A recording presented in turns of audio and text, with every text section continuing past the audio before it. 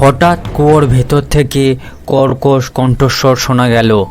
তোরা এসেছিস, তোদের জন্যই তো আমি অপেক্ষা করছিলাম। আজ তোরা কেউ আমার হাত থেকে রক্ষা পাবি না। অদৃশ্য শক্তি টুনটুনিকে টেনে নিতে থাকে কুয়োর মধ্যে। কাক দূর থেকে এই ঘটনা দেখে পালিয়ে যায়, কিন্তু টুনটুনি কুয়োর মধ্যে অদৃশ্য হয়ে যায়। এক গভীর জঙ্গলের মাঝেই ছিল এক পুরনো ভুতুড়ে কুয়া। সবাই বলতো সেই কুয়ার ভেতরে থাকে এক ভয়ঙ্কর ডাইনি, আর সেই কুয়ার কাছে যেই যেত তাকেই টেনে নিত কুয়ার ভেতরে। একদিন টুনটুনি ও তার ছানাকে নিয়ে উড়তে উড়তে কাকের বাসায় আসে। টুনটুনি বলল, কাক ভাই, এই গরমে ছানাটা তৃষ্ণায় কাতর হয়ে পড়েছে, কোথাও একটু জলের খোঁজ দিতে পারবে? বেশ কয়েকদিন ধরে আমিও ভাবছিলাম কোথায় একটু জলের সন্ধান পাওয়া যায়। তবে দূরে জঙ্গলে এক পুরানো কুয়া আছে, তুমি যাবে সেখানে? আবার বলছো? দেখছো না আমার ছানাটা তৃষ্ণায় কেঁদে উঠছে? তবে সাবধান, শুনেছি কুয়ার ভেতরে নাকি ভয়ঙ্কর ডাইনি থাকে।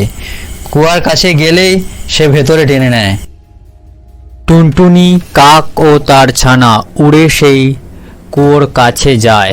তোমরা এখানে দাঁড়াও, আমি কুয়া থেকে জল নিয়ে আসি। হঠাৎ কুয়োর ভেতর থেকে কর্কশ কণ্ঠস্বর শোনা গেল। তোরা এসেছিস, তোদের জন্যই তো আমি অপেক্ষা করছিলাম। আজ তোরা কেউ আমার হাত থেকে রক্ষা পাবি না। অদৃশ্য শক্তি টুনটুনিকে টেনে নিতে থাকে কুয়োর মধ্যে। কাক দূর থেকে এই ঘটনা দেখে পালিয়ে যায়, কিন্তু টুনটুনি কুয়োর মধ্যে অদৃশ্য হয়ে যায়। এই ঘটনার পর কাক তাড়াতাড়ি উড়ে উড়ে তার বানর বন্ধুর কাছে এসে পৌঁছায়। বানর ভাই, আমি আর টুনি জঙ্গলে ভুতুরে কুয়ায় জলের খোঁজে গিয়েছিলাম। তখন এক ডাইনি টুনটুনিকে তার কুয়ায় টেনে নেয়। কি বলছো? ডাইনি কোথায়? ওই জঙ্গলে পুরানো কুয়ায়, ওকে যাই হোক করে বাঁচাতেই হবে। বাঁদর কিছুক্ষণ ভাবলো, তারপর একটু মাথা নেড়ে বলল, আমরা কুয়োর মুখ বন্ধ করে দেব, তাহলে আর ডাইনি কাউকে ভেতরে টানতেই পারবে না। কিন্তু কি দিয়ে? আমরা জঙ্গল থেকে কিছু বড় বড় পাথর নিয়ে বন্ধ করে দেব কুয়োর মুখটা। তারা দুইজন কুয়োর কাছে আসে। কুয়ো থেকে ডাইনি বের হয়ে আসে। হা হা হা, আমার হাত থেকে তোরা কেউ আজ বাঁচতে পারবি না। আজ তোর খেলা শেষ ডাইনি। ডাইনি যেই তার জাদুর লাঠি আনতে কুয়োর ভেতর প্রবেশ করে, তখনই বানর দ্রুত একটি বড় পাথর নিয়ে লাফিয়ে কুয়োর মুখটা চাপা দিয়ে দেয়।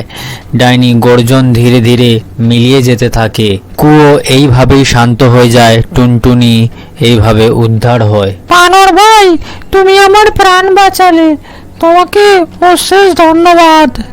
এইভাবে কাক ও বাঁদরের বুদ্ধি আর সাহসে টুনটুনি রক্ষা পেল, আর সেই কুয়ো চিরদিনের জন্য বন্ধ হয়ে গেল।